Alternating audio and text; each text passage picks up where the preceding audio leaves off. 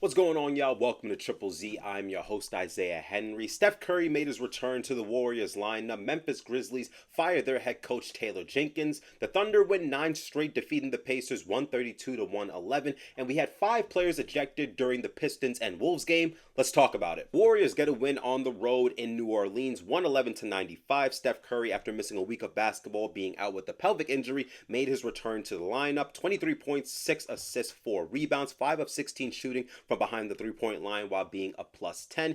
He looked great to me. After missing a week of basketball against the Pelicans, he played the second most minutes out of everyone who stepped on the floor, 33 minutes, which is right around his season average, setting screens, relocating himself, pushing it up in the fast break. He attempted 16 three-pointers, 5 of 16 shooting, which is 31%, but it's how he created space for himself, moving off the ball for catch and shoot threes, step backs, giving it up, then getting it right back. A few of them were short, but it doesn't matter. He's the greatest shooter of all time. If he missed 23 pointers in a row, you encourage him to shoot the next 50. That's just how it is with Steph Curry.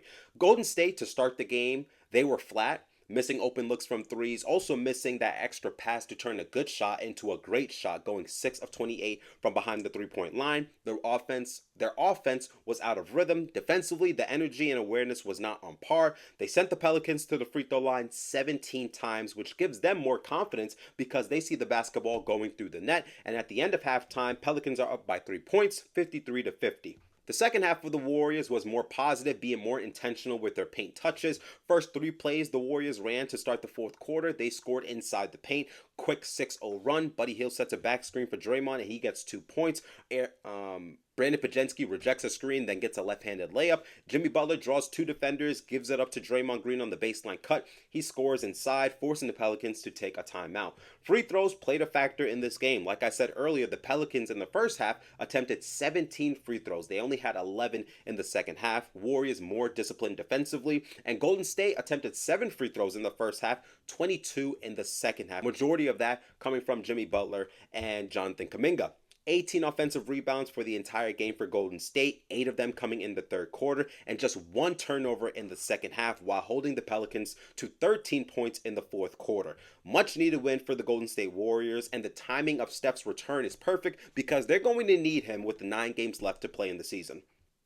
Grizzlies fire head coach Taylor Jenkins. The timing is strange with the playoffs being less than a couple of weeks away, and what this says to me at least, the Grizzlies are fully aware they are not a championship team. 72 games in, and you now decide to fire your head coach. You couldn't wait until the offseason. 72 games in, and you look to fire Taylor Jenkins.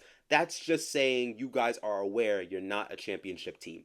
And the Grizzlies, they have 44 wins. I can see them winning 47, 48, 49 wins. Maybe 50 wins if things go in their favor. But when you take a look behind the curtain, starting with Ja Morant, he's been banged up with all these injuries. He won't even qualify for All-NBA.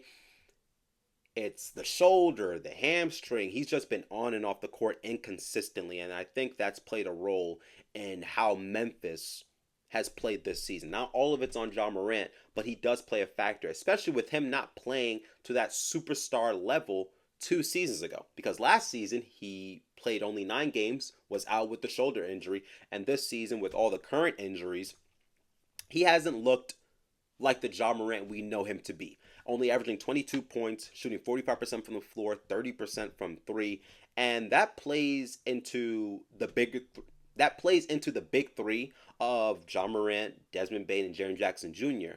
I'm confident in saying this. They haven't played more than 35 games together this season. No more than 35 games. That lack of chemistry will show in the playoffs, especially when the Grizzlies didn't make the postseason last year.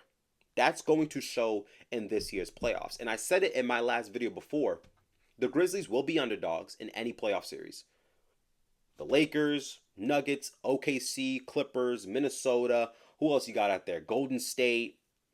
They will be underdogs if they go up against those teams I just named.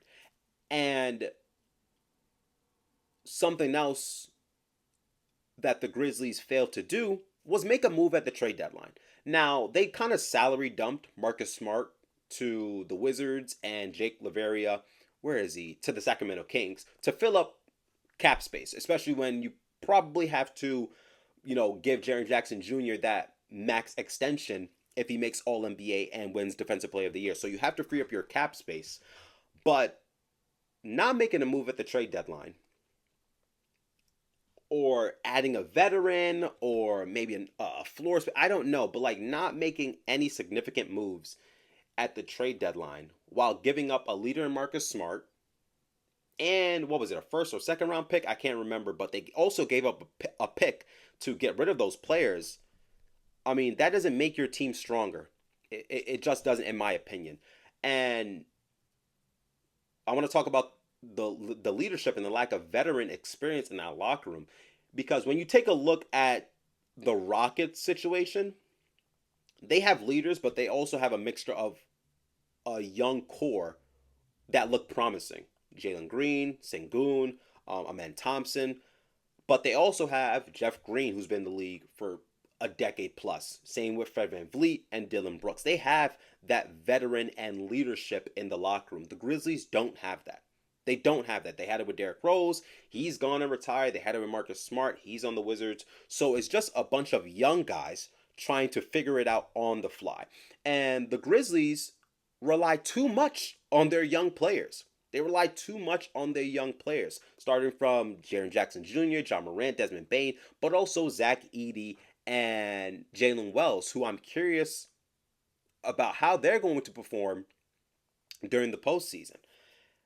And speaking of the postseason, if you look at the last 4 years for the Memphis Grizzlies, they've only been out of the first round once. Only been out of the first round once. I'm pretty damn sure they won't make it out of the first round come the 2025 postseason. So that'll be what, 5 years of making the postseason and only getting out of the first round just once? Unacceptable. Unacceptable when you have a team of a John Morant, who's a superstar in this league. Desmond Bane is one of the best third options in the NBA. And Jaren Jackson Jr. has evolved his offensive game where he's the focal point of this offense. And he's been an all-star, and he will make an all-NBA in the summertime. But there needs to be some type of change with the Grizzlies. I don't know what's going to happen in the offseason. Maybe they put Desmond Bane out there on the market, try to see what they get back from him. Maybe they pick up calls for John Morant. Maybe they pick up calls for him and see what other teams are willing to offer for John Morant. Who knows? Maybe they put the rookies of Jalen Wells and Zach Edey on the table and see what they can catch from that. I don't know what's going on with Memphis, but there needs to be changes. The firing of Taylor Jenkins, it says to me they are aware they're not going to win a championship this year. They're just not. And that's okay. Like, to make changes, you need to be self-aware of what's wrong. But while you're doing that and figuring out what's wrong, you also need to capitalize on how to make your team better. And that needs to happen in the offseason. The Grizzlies are what? The 5th seed in the Western Conference. They're young, and the Western Conference is chaotic, it's claustrophobic, yes. But if Memphis wants to take that next step and be legitimate title contenders, changes need to be made during the offseason. No ifs, and or buts about it. On, OKC improves their season record 62-12, best record in the NBA, getting a win over the Indiana Pacers 132-111. No Chet Holmgren in this game, and Isaiah Hartenstein left the game with hip soreness, and they still scored 132 points. I've come to realize with the OKC Thunder, they're a lot like Taskmaster. And if you don't know who Taskmaster is, he's a Marvel villain in the Marvel Cinematic Universe. And he has this ability where he has a photographic reflexes, which enables him to watch another person's physical movement and duplicate them without practice, no matter how unique or complex those movements might be. The Thunder can take your best trait as a basketball team and do it better than you. The Pacers are one of the best offensive teams in the NBA, and OKC beats them by scoring 132 points. If the Thunder go up against a great defensive team, they can play scrappy, they can play physical, they can be on point with their rotations and man-to-man coverages. We saw that when OKC went up against the Clippers on the road, and they won 103-101. They can run a double big lineup. They can play 5 out in the half court.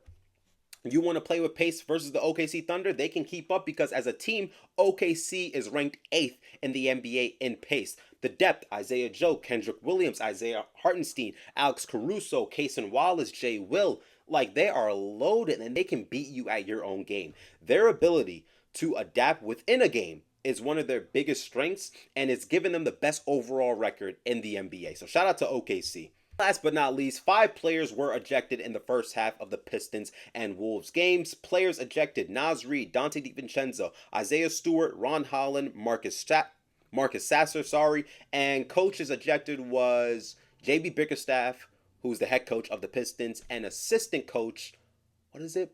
Paolo Pergioni. He used to play for the Knicks. Excuse me if I messed up his name. This game was intense from the beginning, and Malik Beasley started it. He was hitting all these three-pointers. He was catching fire off the dribble, coming off of stagger screens, shaking his hips. If you were a Wolves fan in that arena, you were going to hear Malik Beasley. He was yelling. He was doing a celebration. He was trolling the fans and Wolves player. So the pot is already being stirred.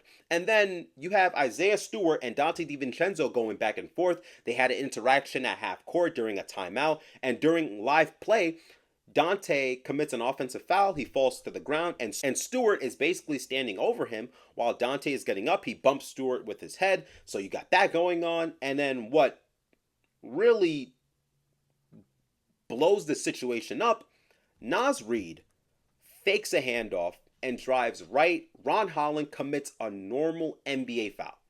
A normal NBA foul where he hits Naz Reid on the hand. It goes out of bounds.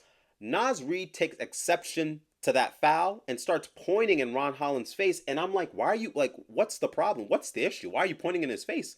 He committed a normal NBA foul. And then Ron Holland's trying to figure out, like, what type of timing you on? Like, what's up? Dante DiVincenzo comes out of nowhere and starts pushing Ron Holland, and all hell breaks loose. You got Dante and Ron Holland tackling each other to the ground. You got players and coaches piling up on the baseline, camera people getting trampled, a kid gets knocked over. It was unnecessary behavior from both teams. And this altercation caused the first half of basketball to be an hour and 20 minutes long. An hour and 20 minutes long. A 12-minute quarter took 48 minutes to play. That's ridiculous. I love the NBA. I love watching basketball games. I love sleeping too. I want to get to bed. This game took I didn't even get to finish it. I had to watch it this morning to figure out what happened and how both teams were playing. But an hour and 20 minutes for the first half to finish is ridiculous. But with all that being said, the Wolves end up getting the win. Julius Randle scores 26 points, 8 rebounds, 5 assists. Anthony Edwards struggled in the first half, but he scored 20 of his 25 points in the second half. Rudy Gobert, 19 points, 25 rebounds, 10 of them being offensive. The defense for Minnesota really picked up and tightened up as well. The rim protection, active hands, cleaning up the defensive glass. You got Julius Randle getting chased down blocks. Mike Conley and Anthony Edwards took on the assignment of guarding Malik Beasley, who scored 9 points in the second half and didn't hit a single three in the second half as well. So with that whole back and forth between both teams, getting scrappy and all of that, the Wolves ended up with a win, which is really great for them because now they're 7th, only a half game back of the 6th seed, which is held by the Golden State Warriors. And going back really quickly to that altercation between Dante and Ron Holland, I'm saying there's going to be a few suspensions because it got physical. They tackled each other to the ground. They took their altercation and mixed it in with the fans. They didn't do it on purpose, but the fans were being pushed. A kid got knocked down. That's unacceptable. But also, which the NBA will probably take most importantly, the timing of it all took way too long. It caused the game to be delayed an hour, basically. So those 3 factors, it got physical between 2 players. The crowd sadly got involved by getting pushed and moved around. And the timing of it just took up too much time, basically. So I would say Dante, Naz Reid will be suspended a game. Just 1 game. And Ron Holland would probably get a 1-game suspension or maybe a $50,000 fine.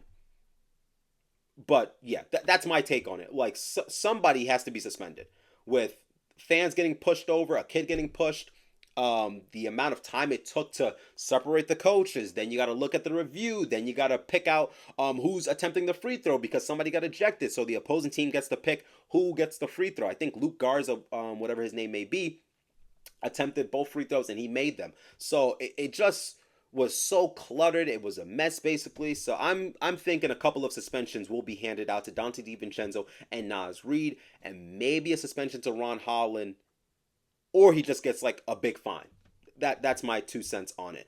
Thank you for listening to Triple Z. Appreciate you all for watching. Please like and subscribe to the channel. Leave a comment down below, and I'll see you guys next time. Zzz.